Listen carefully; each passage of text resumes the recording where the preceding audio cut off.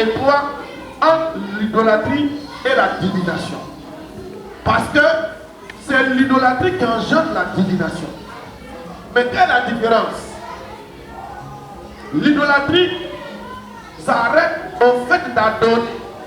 Mais la divination, c'est la pratique et l'exercice de certains pouvoirs dans l'idolâtrie. Amen. Quand on dit idolâtrie, tu dois te procéder devant un roi. C'est de l'idolâtrie. Mais à partir du moment où tu arrives à parler au roi, et puis tu entends le roi te parler, tu entends la montagne te parler, ça devient une divination. Est-ce que c'est clair? Là, ça devient quelque chose de manifeste. Donc, en cela, l'idolâtrie et la divination ont un lien très étroit. Dans l'introduction, nous allons voir comment l'idolâtrie engendre la divination. Juge chapitre 17, le verset 1 au verset 6. Verset 1 à 6. Il y avait un homme de la montagne d'Éphraïm nommé Mika. Il dit à sa mère: les 1000 et 100 cycles d'argent qu'on t'a pris et pour lesquels tu as fait des imprécations, même à mes oreilles, voici, cet argent est entre mes mains, c'est moi qui l'avais pris. Et sa mère dit: béni soit mon fils par l'Éternel. Il rendit à sa mère les 1000 et 100 cycles d'argent. Et sa mère dit: je consacre de ma main cet argent à l'Éternel, afin d'en faire pour mon fils une image taillée et une image en fonte. Et c'est ainsi que je lui rendrai. Il rendit à sa mère l'argent. Sa mère prit 200 cycles d'argent et elle donna l'argent au fondeur qui en fit une image taillée et une image en fonte, en les plaçant dans la maison de Mika. Ce Mika avait une maison de Dieu. Il fit un éphod et des téraphim et il consacra l'un de ses fils qui lui servit de prêtre. En ce temps-là, il n'y avait point de roi en Israël. Chacun faisait ce qui lui semblait bon. Amen. Amen. Amen. Relis la dernière phrase. En ce temps-là. En ce temps-là, il n'y avait point de roi en Israël. Chacun faisait ce qui lui semblait bon. Amen. Amen. Ce que la Bible annonce ici, c'est un temps de libertinage religieux. Où chacun fait ou adopte comme il veut. C'est à cette époque-là que cette histoire s'est produite. Qu'est-ce qui s'est passé? Le jeune homme a volé l'argent de sa maman. C'était beaucoup d'argent parce que sa maman était riche. Sa maman cherchait l'argent, elle avait prononcé des malédictions. Et on n'a pas trouvé le voleur. Mais pris de remords, il est revenu voir sa mère pour dire: maman, l'argent qu'on avait volé là, c'est moi qui ai pris. Amen. Bon, allons doucement. Si c'est toi, tu vas faire quoi à l'enfant? Hein? Non, dis-moi ce que tu vas faire. Par rapport à c'est toi, tu vas faire quoi à l'enfant? Bon, donc toi, tu ne vas rien faire, c'est ce que ça veut dire. Madame, c'est quoi, tu vas faire quoi à l'enfant?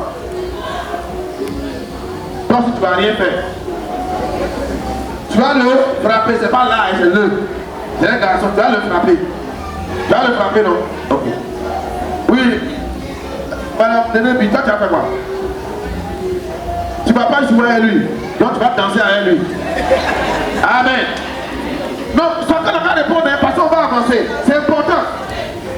Il faut dire ce que tu vas faire. Oui. Balançons aussi, c'est toi, tu vas faire quoi? Non, il a bien expliqué. Pourquoi laisser tout ça là? Tu vas faire quoi? Bon, et si tu réponds qu'il répond, tu vas faire quoi? Ça aussi, tu vas rien faire. C'est ce que ça veut dire. Oui, mon frère, comment ça va? Oui. Alors, toi, tu vas faire quoi? Tu vas lui donner une punition. Amen. Amen. Un bon parent, ton enfant a volé, il est revenu se repentir. Mais il faut lui montrer que tu n'es pas content. Ah, madame qui a levé la main. Qu'est-ce que tu as fait? Hein? Ah, tu n'entends pas, hein? Tu vas lui poser une question.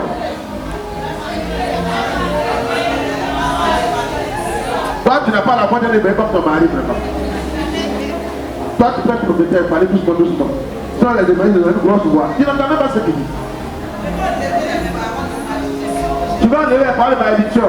Et en dehors de ça, tu vas faire quoi? Tu vas faire quoi? Tu vas le gronder. Amen. La première chose qu'il va faire, c'est de gronder d'abord. Amen. Parce que, regardez, l'argent il a volé là, ça va pas être en train de gronder. Ça veut dire rien. Tout est dur. Il y a des enfants comme ça. On maudit pour dire celui qui a pris l'argent, s'il n'en voit pas là, il va mourir. C'est pas bon. On dit, moi je n'ai rien pris. Plus tard, il est revenu pour dire c'est maintenant lui qui a pris l'argent. Qu'est-ce que sa maman dit? Hein? Il dit, béni soit l'Éternel, béni soit mon fils non, par l'Éternel. Oh mon fils, Adou. C'est pour dire demain pour voler encore. Vous voyez comment l'éducation est importante? Amen. Quand un enfant fait quelque chose, il y a des conditions, il y a des contextes. Si lui-même vient se repentir, sa peine peut diminuer. Mais il faut lui montrer que ce qu'il a fait est mal fait. Non seulement sa maman le félicite, elle dit je bénis Dieu pour mon fils. Non, je sais que j'ai un bon enfant. Combien ça là-haut? Je sais que mon enfant c'est un bon enfant. C'est un bon enfant qui est là maintenant qui vole. Mais elle va aller plus loin. Elle dit l'argent qu'on a retrouvé là, je vais prendre pour faire Dieu pour toi. Oui. Vous ne n'avez pas suivi la lecture. Il va rendre l'argent à sa maman. Et sa maman va faire quoi? Elle va d'abord bénir Dieu pour la vie de son enfant. Et qu'est-ce qu'elle va dire? Elle va dire je vais prendre l'argent pour faire une image taillée pour toi. En ton nom. C'est pourquoi on dit que l'argent c'est un bon secteur mais un mauvais maître. Bien aimé, bénis Dieu parce que tu n'es pas encore riche. Bénis Dieu parce que tu n'es pas encore milliardaire. Sinon tu allais faire beaucoup de bêtises. Quand tu n'es pas prêt, quand tu n'es pas préparé à la prospérité, quand la prospérité te surprend là, tu fais n'importe quoi. Tu fais n'importe quoi. Regarde, ton petit salaire de 50 000 même là, quand tu prends puis tu sors, quand tu passes à côté de ton corps, tu fais c'est vrai, c'est bon. Quand tes yeux tombent sur quelque chose sur Facebook, tu cliques, je veux aussi. Je suis intéressé. C'est 1 000 francs.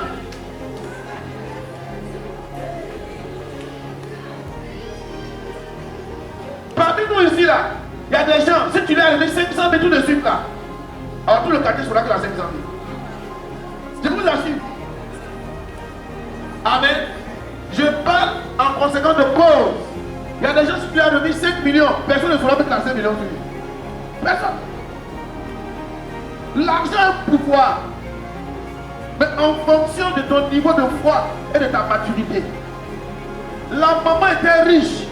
La Bible n'a pas dit que l'enfant a pris tout son argent. Non. Ça veut dire même que l'éducation n'était pas bonne éducation avant. Elle bénit Dieu et elle décide de prendre l'argent maintenant pour servir son fils.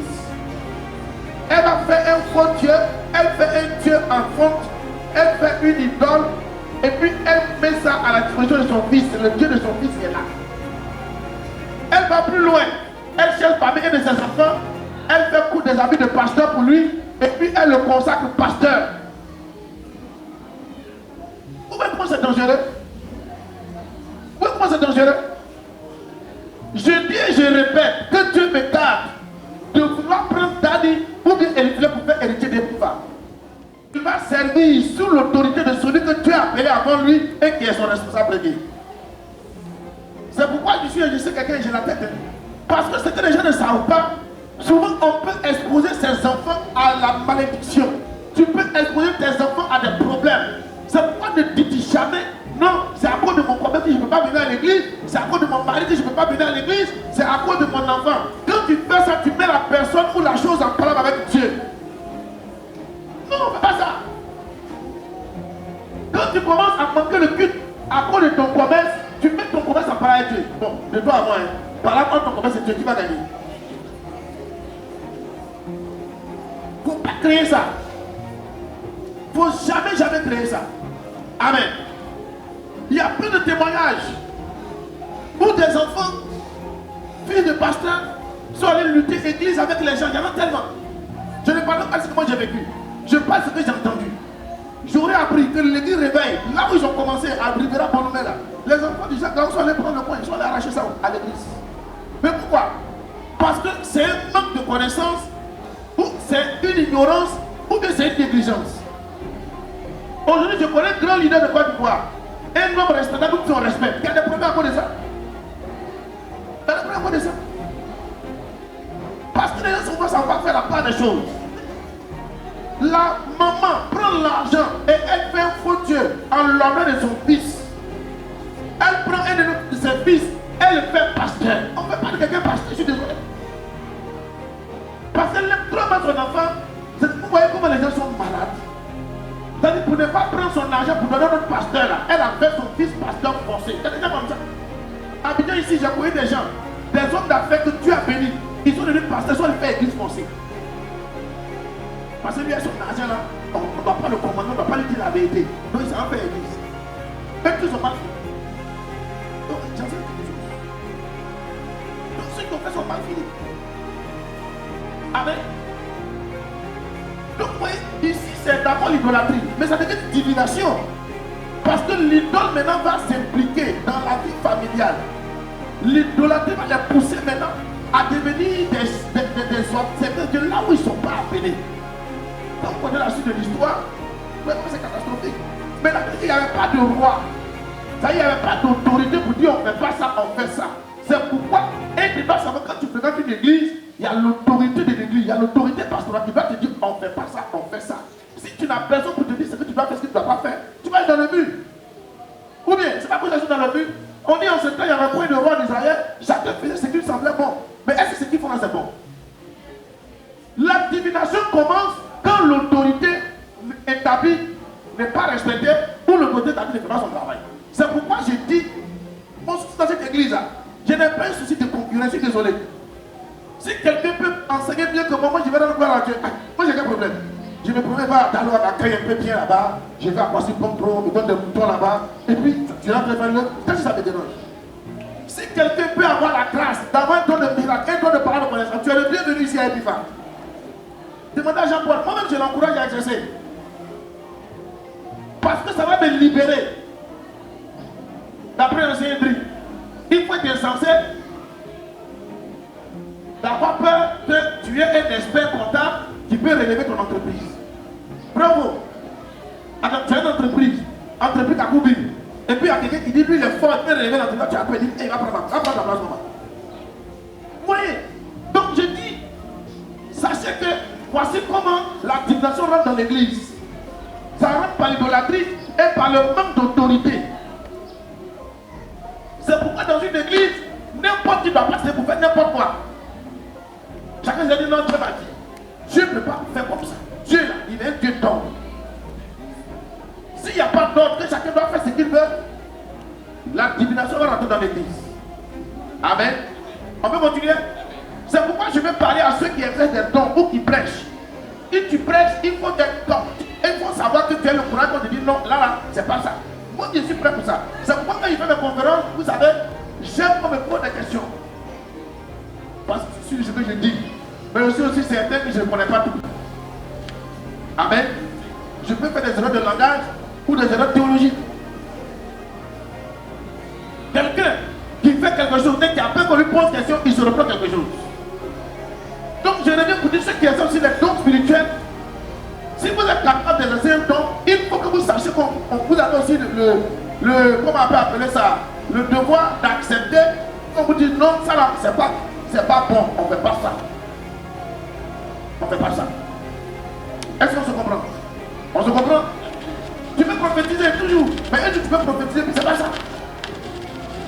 Si tu n'as pas le courage, ou bien tu n'as pas l'humilité d'accepter qu'on dit ça, on ne fait pas comme ça, c'est que tu vas rentrer dans le Bible. La Bible dit c'est parce que les personnes pour dire que ça c'est pas bon, que l'idolâtrie et la divination sont entrées à l'époque en Israël. Bravo. Parce que tu peux continuer. Donc, première chose, les déviations. Maintenant, comment vient la divination? La divination vient à partir des déviations dans l'exercice des dons spirituels. Dans le livre de 1 Roi, chapitre 13, on va pas lire, verset 11 à 24, on va lire après à la maison. Il y a un jeune prophète que Dieu envoie en mission. Quand Dieu l'envoie en mission, tu lui donnes des consignes. Frère, il dit tu ne manges pas là-bas, tu ne bois pas là-bas. La route que tu as pu parler, tu ne prendras pas la même route pour te retourner. Mais dans la vie, il rencontre un autre prophète qui est plus âgé que lui et qui lui dit le contraire de ce qu'il a reçu. Malheureusement, il va suivre le conseil du vieillard. Quand il a suivi le conseil, Dieu s'est fâché contre Dieu, il ne sait pas ce qu'il a dit. Et Dieu l'a tué. Amen. Le prophète qui était devenu comme un devin, Dieu l'a envoyé, mais Dieu ne le connaît plus. Dieu a levé la main sur lui, un lion l'a tué. Écoute-moi bien. Dieu peut se servir de toi. Mais à partir du moment où tu laisses Dieu t'habiller pour faire autre chose, tu peux enlever sa main. Parce que, comme on le dit dans la Bible, quand on t'envoie, ça va t'envoyer. Amen. Dieu peut envoyer quelqu'un pour aller prier pour les gens. Dieu peut dire quelqu'un pour guérir les gens. Mais Dieu ne va jamais te dire qu'il faut prendre l'argent quand tu pries pour les gens. Dieu ne va jamais dire ça. À partir du moment où le don que Dieu t'a donné est devenu maintenant un moyen de se faire de l'argent, Dieu va enlever sa main dedans. C'est souvent les gens j'entends les gens dire non, mais c'est un homme de Dieu que les sorciers l'ont tué. Ce n'est pas les sorciers, Dieu même qui l'a tué. Pas les sorciers. Les sorciers ont pris nos cadeaux. Quand Dieu envoie quelqu'un et puis désobéit, il ne marche pas sur la voie de Dieu, Dieu le tue. Lisez ça, vous allez voir. Comme je vais aller un peu plus vite, parce que ça c'est l'introduction, c'est pourquoi je ne veux pas qu'on lise. Mais dans le passage, la Bible ne dit pas que ce sont les sorciers de la ville qui l'ont tué. On dit Dieu même a envoyé le lion pour le tuer. Est-ce que c'est clair? Première chose, c'est la divination. La deuxième chose qui engendre la divination, c'est ce qu'on appelle la séduction. Dans Ézéchiel 14, verset 1 à 11, Dieu dit à Ézéchiel, toi qui es prophète, si j'envoie quelqu'un devant toi, celui qui vient te voir pour demander la volonté de Dieu ou l'orientation de Dieu, tu connais sa vie. Tu sais que c'est un voleur. Imaginez un braqueur qui vient voir notre Dieu pour dire bon, on veut aller braquer, mais il faut prier pour que Dieu nous protège. Ça vous choque, non? Mais ne soyez pas étonnés, ça existe. À l'époque, on avait une soeur de l'église, la soeur Cynthia, depuis pendant Covid, qui habitait la cité CIE. Entre Sojefia et Petro Ivoire. Dans sa cité, il y avait un jeune PD. Devant le frère, le jeune homme était au téléphone avec un premier prophète. Je viens de rencontrer un blanc pour moi pour qu'il donne beaucoup d'argent. PD. Et puis même, il fait pas ces choses en cachette. Il est au dehors de la cité, au milieu de la cité, et puis il est en train de téléphoner. Donc il y a des prophètes qui prient pour des boudins pour que son boudin marche. Il y a des prophètes qui prient pour des PD pour que son cas donne beaucoup d'argent. Il y a des prophètes qui prient pour les voleuses de mari. Ça existe. Dieu dit quoi? Il dit, toi le prophète, qui va te laisser séduire, tu vas entendre une fois, tu vas avoir une révélation, mais ce n'est pas moi Dieu qui te parle. Et moi Dieu, je ferai ça, je ferai de ça un piège. Et toi, le prophète, et le pécheur, vous serez tous deux sanctionnés. Amen. Donc il y a des gens qui n'ont pas peur des sanctions de Dieu. Ils ont peur de ce que les hommes font d'eux. Or la sanction de Dieu, c'est très dangereux. Hein? Dans 2 Samuel, chapitre 16, le verset 20 à 23, chapitre 17, le verset 1 à 14 et le verset 23, vous allez lire après encore. C'était l'histoire d'un homme qu'on appelle Achitophel. Et vous devez dire, la Bible dit en Romains, chapitre 11, que Dieu ne se répand pas de ses dons et de son appel. Je vous explique. Amen. Vous savez que les églises de Dieu là, il y a l'église de Dieu et puis il y a les forces d'église, vous savez ça. Vous savez qu'il y a des forces d'église, non? Ça au moins je n'ai pas besoin de vous apprendre ça, il y a des forces d'église. Ok? Il y a des forces d'église, tu sais que ce n'est pas Dieu qui est là-bas. Mais le jour où elle décide d'aller dans une force d'église pour continuer de chanter, elle va toujours bien chanter, le dos ne va pas partir. C'est ce qui est bizarre chez Dieu. C'est pas parce qu'elle a changé la part dans une fausse église que le don va disparaître. Non. Parfois, c'est des gens bien jouer au piano là. Le jour où il décide d'aller jouer chez les féticheurs, il va continuer de bien jouer. Non, je donne des exemples clairs pour que vous compreniez. Comment l'homme souvent se trompe. Parce que la plupart des jeunes prophètes qui n'ont pas la maturité, la crainte de Dieu, pensent que comme Dieu continue, il continue de voir, il continue de dire des choses qui s'attendent juste ce que Dieu dit avec lui. C'était le cas d'Achitophel. Achitophel était le conseiller de David, le conseiller de guerre. Et la Bible dit, les parents d'Achitophel avaient autant d'autorité comme si c'était un prophète qui parlait. Ce n'était pas un prophète, mais là, quand il parle, il te dit faisons comme ça, faisons comme ça. Si tu ne veux pas prier, tu vas voir un prophète, le prophète te dit la même chose. Donc, Achitophel a été séduit par Absalom. Absalom était le fils de David, un rebelle qui s'est rebellé contre son propre père. Alors, Achitophel, pensant que Absalom est le nouvel homme fort du pays, comme RFI a bien dit, d'après quelqu'un, quand il y a un coup d'État en Afrique, RFI appelle cet homme-là, le nouveau, on dit que c'est le homme fort. Maintenant, c'est chez les blancs, on dit non, c'est un déréglé, c'est un psychopathe. C'est là. Ça vous fait rire, mais c'est vrai, mais ça vous. Le nouvel homme fort du Gabon, le nouvel homme fort du Ouattara, le nouvel homme fort. Mais quelqu'un a giflé Macron, dit que c'est un psychopathe. C'est pas un nouvel homme fort, c'est un psychopathe. Vous voyez comment sont les choses aujourd'hui, dans la manipulation. Amen.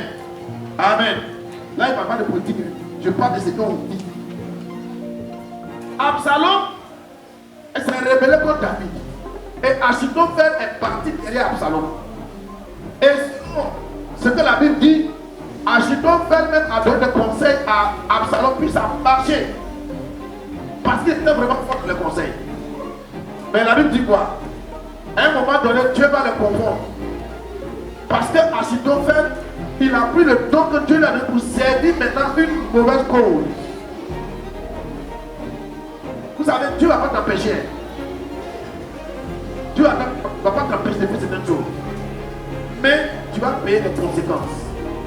Achitophel a été confondu et il allait lui se suicider.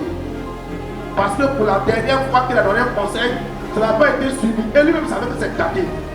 Alors, pour ne pas avoir honte, et pour ne pas avoir à rendre compte à son maître David d'aller se prendre.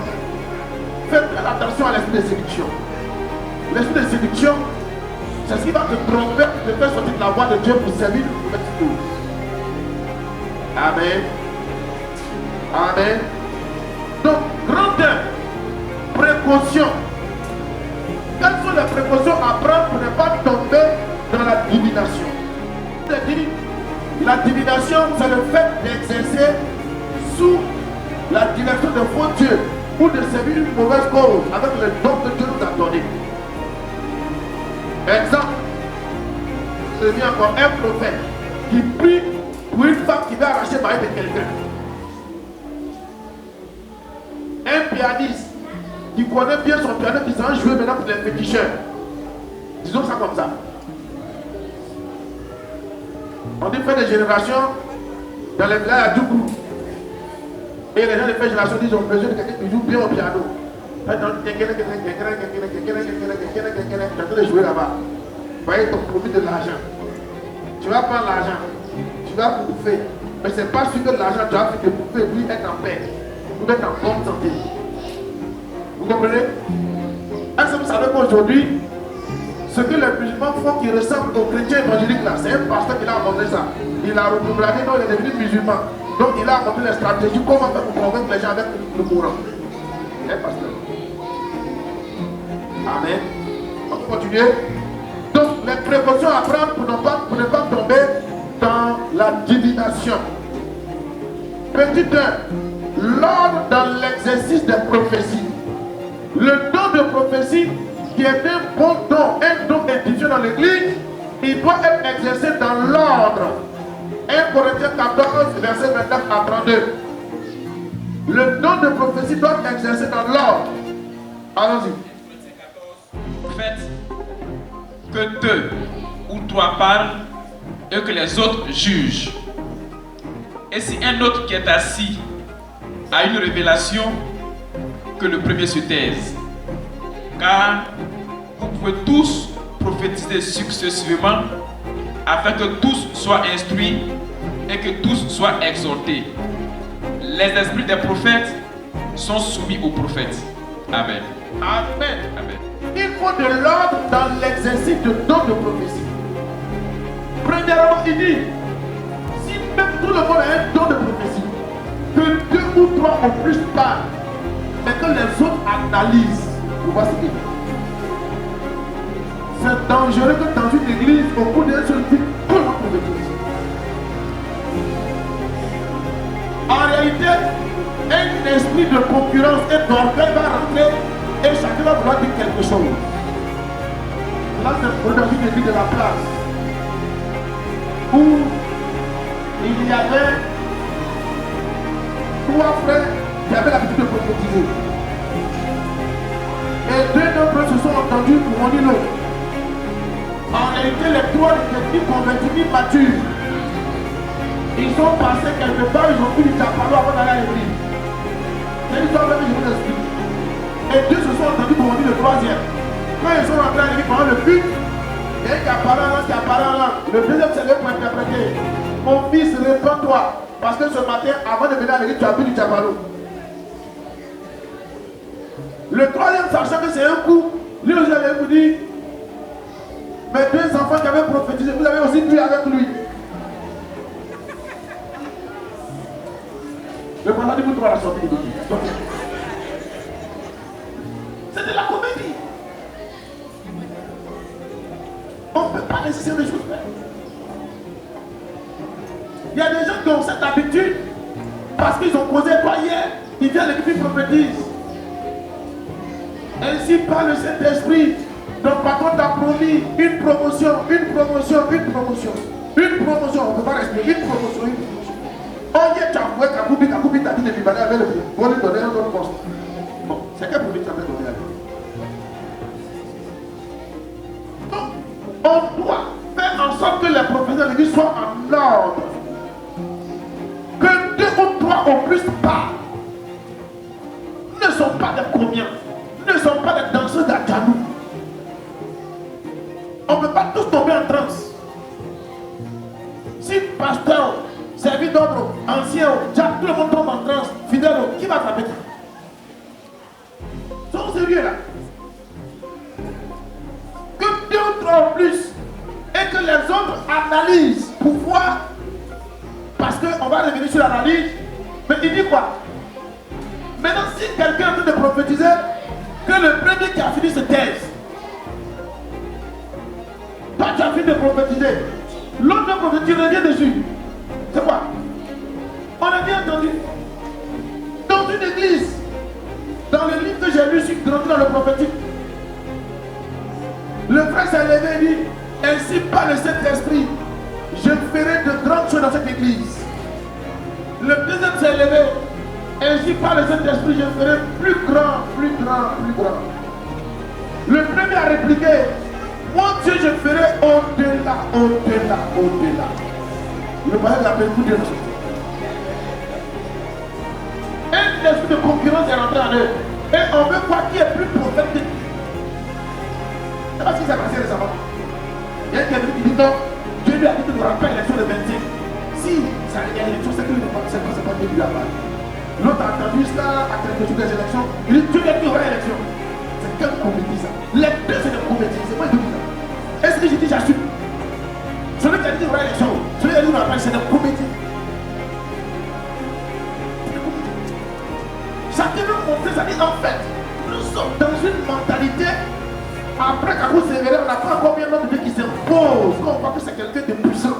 Donc il faut quelqu'un qui va faire ça. Donc à la fin des élections, chacun dit pour lui, c'est pour lui, donc je c'est lui qui est fort. Arrêtez ça. Kakou s'est révélé, n'a pas, son ministre n'est pas arrivé au temps des élections. Amen. On peut continuer. Il dit, vous devez faire en sorte qu'il y ait de l'ordre. Quand un a fini se taire, si l'autre parle, tu parles, tais-toi. Si tu veux parler encore, c'est concurrence. C'est comme les chantres. programme, toi tu fais louange, moi je fais adoration. Quand tu as fini toi ta louange, je suis en train de faire adoration comme les gens sont en train de dormir sur l'option, tu viens, tu m'arrêtes, tu dis laisse-moi, laisse. Est-ce que vous savez qu'il y a des pasteurs qui font ça? Au lieu de vous choquer, j'ai dit, le pasteur invite l'orateur. L'homme est en train de prier pour les gens tombent, il vient, il dit, il arrache le micro, lui va prier pour les gens. Sinon, les fidèles pensaient que l'autre est plus moins que lui. J'ai dit, justement, j'ai déjà dit ça. Le petit a joué au parc. L'année qui a suivi, avant le parc, j'ai reçu de la sorte, je vais prier pour le petit. Quand j'ai fini de prier pour lui, son papa qui pensait qu'il était en complet, est revenu derrière venir poser les mains à son fils. Là, si son fils a eu le bac, il ne faut pas les gens penser, c'est moi qui ai prié, puis l'enfant a eu le bac. L'enfant est joué encore. Non, c'est une vérité, c'est une histoire qui se passe. L'enfant est joué encore. On ne joue pas avec Dieu. C'est quoi tu veux prouver? Amen. Amen. Donc si le premier a fini de parler, le second parle, le premier tu te tiens qu'à fini. Il dit pourquoi? Parce qu'on peut prophétiser successivement. Amen. Pas concomitamment, successivement. Un finit, l'autre parle. Attendez. Si deux personnes parlent à la fois, être béni. Le même Saint-Esprit parle à toi, il parle à l'autre en même temps. Non, c'est pas comme ça. On va continuer. Il dit, afin que tous soient instruits, que tous soient exhortés. S'il y a une cacophonie, trois personnes prophétisent à la fois, on écoute pour qui? On écoute pour qui? Dans une réunion, deux personnes ne peuvent pas prendre la parole en même temps. C'est un à un, l'un après l'autre. Et il termine par dire, l'esprit du prophète est soumis au prophète. Écoutez bien. Là, il y a une mauvaise interprétation souvent. Ce n'est pas le Saint-Esprit. Quand on parle de l'esprit du prophète, ta conscience, ton intelligence, ta volonté est soumise à toi. C'est-à-dire que Dieu te permet d'avoir un libre arbitre, de savoir à quel moment il faut parler de la part de Dieu, à quel moment il faut se taire. Je ne sais pas si on se comprend. En pleine louange, toi tu es en train de prophétiser, tu vois que ta coupe qui prie comme ça là, toi tu es en fait en train. Dieu ne sait pas que sa voix est plus haute et qu'elle a micro, quand tu n'as pas micro, puis on va t'entendre. C'est quoi pendant l'adoration, quand on dit aux gens, quelqu'un n'a qu'à rendre gloire à Dieu, les chants se taisent ou ils chantent en force, pourquoi on entend la voix de celui qui bénit le Seigneur? C'est pourquoi on dit l'esprit est soumis au prophète. Ça veut dire que tu as la capacité de te taire et d'attendre le bon moment. Les immatures, ils font tout en désordre. Et quand tu veux les redresser, ils disent non, c'est bien plus fort que moi. C'est peut-être trop souvent, cet esprit peut pousser, c'est faux, c'est toi-même. Toi-même.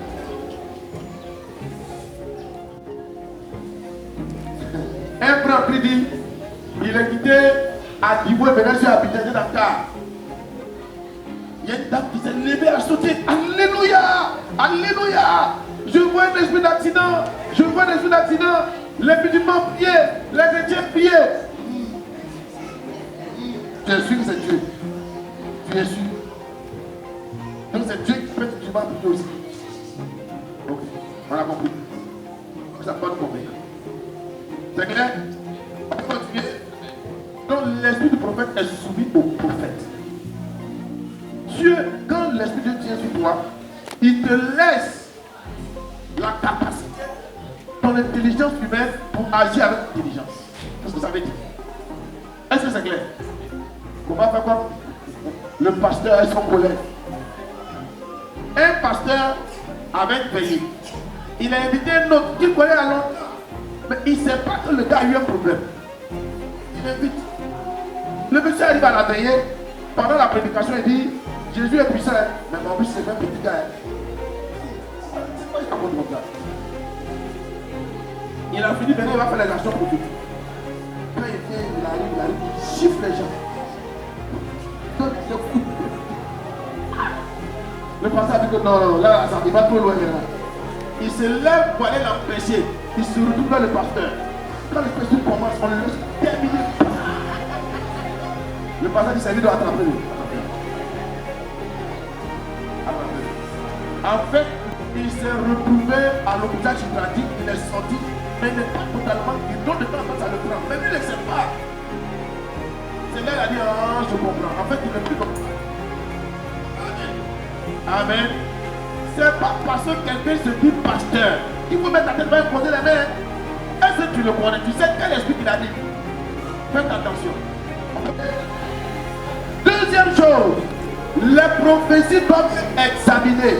C'est pas parce que quelqu'un dit Dieu lui a parlé qu'on doit croire simplement, on doit croire bêtement sans analyser. 1 Thessaloniciens 5, le verset 20 à 21. Suivez. 1 Thessaloniciens 5, verset 20 à 21. Oui. Ne méprisez pas les prophéties, mais examinez toutes choses, retenez ce qui est bon. Amen. Amen. Amen. Il ne faut pas condamner les prophéties systématiquement.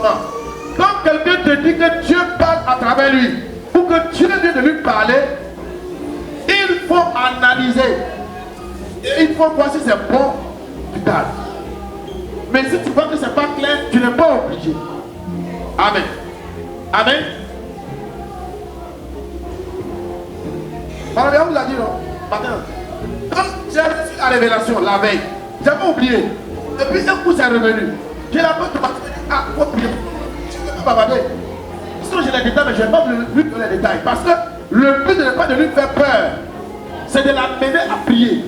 J'ai prié, mais elle qui l'a conseillé, c'est son frère, prie. Quelques minutes après, m'a rappelé.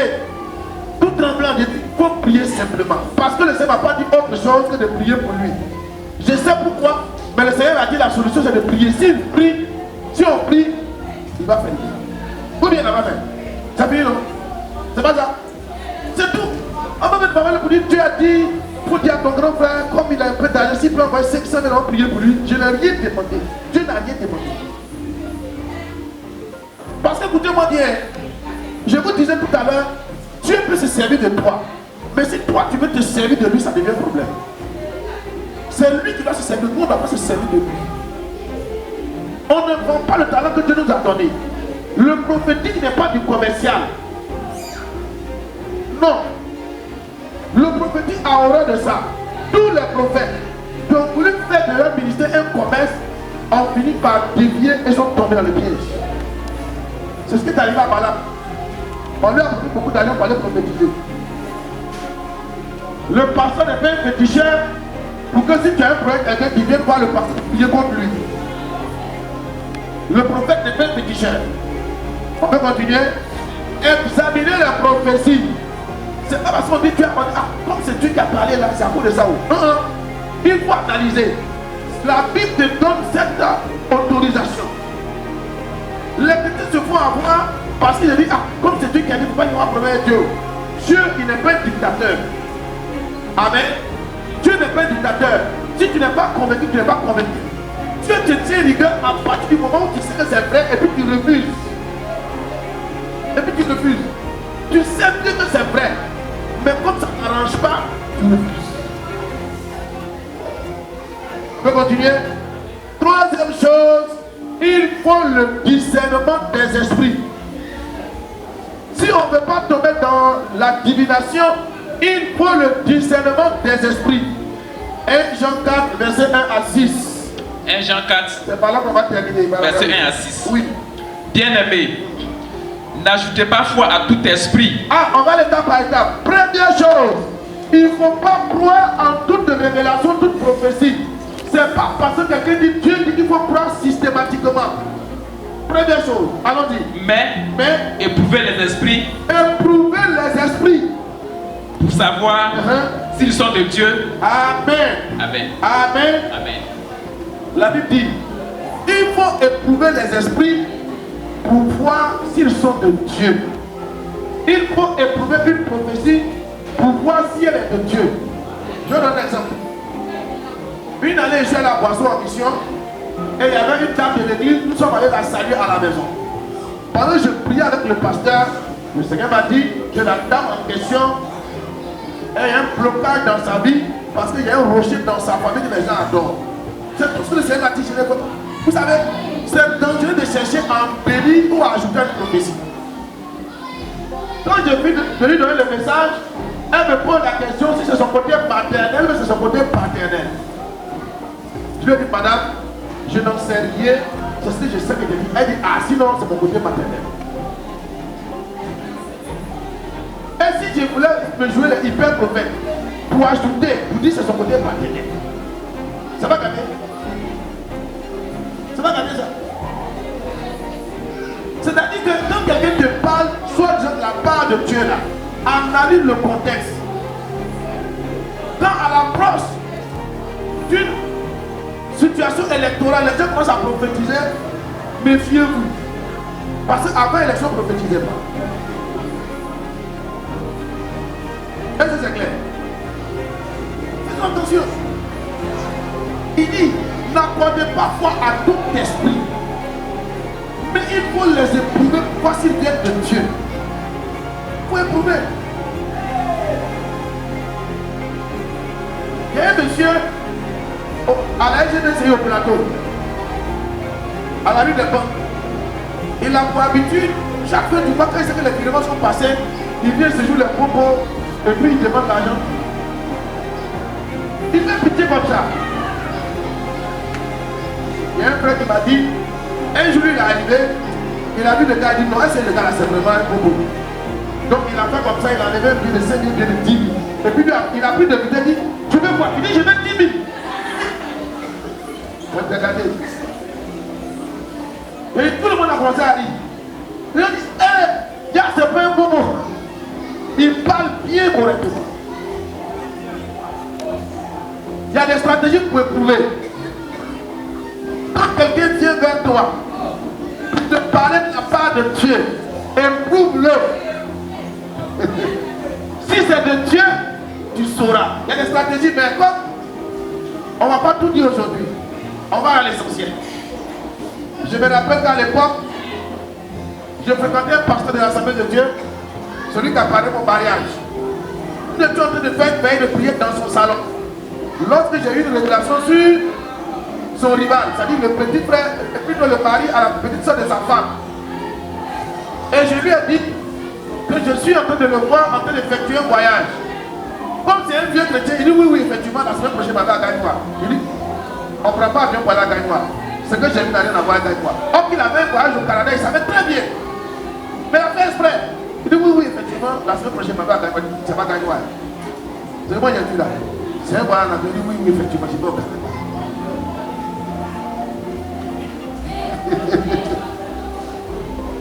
Amen. Oui, mais parce que les gens par habitude, ils ont remarqué que souvent les gens viennent pour dire Dieu a dit, Dieu n'a rien dit. Donc, les gens fuient là, ils ont aussi des stratégies pour te prier. Amen. Donc, il faut éprouver les prophéties. Il faut éprouver pour voir si ça vient de Dieu. On peut continuer. Car plusieurs faux prophètes sont venus dans le monde. Hein? Reconnaissez à ceci l'Esprit de Dieu. L'Esprit de Dieu. Il faut faire la différence entre une prophétie qui vient de Dieu et celle qui ne vient pas de Dieu. Il y a des choses, il y a des baromètres. Premièrement, une prophétie qui vient de Dieu ne cherche pas l'intérêt du prophète. Une prophétie qui vient de Dieu ne doit pas créer de division. Une prophétie qui vient de Dieu ne doit pas te faire peur. Une prophétie qui vient de Dieu ne doit pas te conduire dans le péché. Il y a des phénomènes des temps de la fin que vous connaissez. Tu n'as pas pourquoi le prophète prie pour toi, comme une dame qui vient d'arriver, elle est pourquoi le prophète prie pour son foyer. Arrivé là-bas, le prophète dit bon, on doit prier pour ton foyer, il faut qu'on fasse une action prophétique. Je prends la part de ton mari, je me couche sur toi.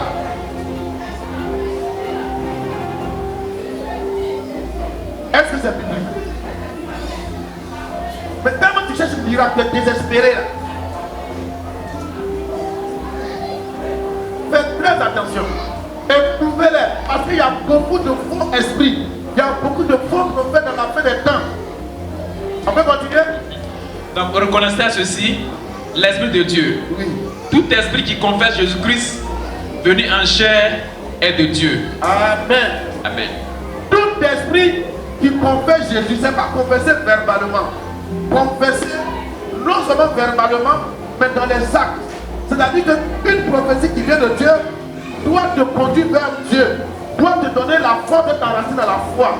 Une prophétie qui vient de Dieu doit te permettre de devenir un bon chrétien ou de devenir un meilleur chrétien. Vous comprenez? Maintenant, tout esprit, et tout esprit qui ne confesse pas Jésus-Christ n'est pas de Dieu. Tout esprit qui ne confesse pas Jésus, tout esprit qui est contraire, ou toute prophétie qui est contraire à la parole de Dieu. Toute prophétie qui t'éloigne de Dieu n'est pas de Dieu. Attendez, dans cette période-là, quelqu'un dit Dieu a donné une prophétie pour dire les chrétiens n'ont qu'à avoir beaucoup de marché de Jésus. Voilà attaquer les gens. Vous savez que Dieu, vous pouvez dire que Dieu peut dire ça. Hein? Dieu peut dire ça. En 2011, il y a un prophète qui a fait ça. Tous ces fidèles ont été tués. Pendant que les gens partaient prendre des arbres dans des endroits pour s'apprêter pour la crise qui venait, il a dit à ses fidèles de Dieu, ils n'ont qu'à aller prendre des arbres. Ils sont allés prendre. Ils ont été tués. Lui, il a fui. Il est resté là-bas jusqu'à, je ne sais pas si c'est en 2014 ou 2015, il est revenu avec son ministère. Dieu lui a rien dit. C'est la chair. Je vais donner un exemple simple. À l'entrée au palais, en face de la gare de Béa, il y a une église qui est là. Le pasteur qui était là. Il a reçu des chrétiens, il a prié pour lui. Lui, il a une onction de 10 balles. Il faut qu'on a prié pour eux. Ils sont partis, ils ont été tués. Les blessés sont revenus, les gars sont caca, il a appris à fuir.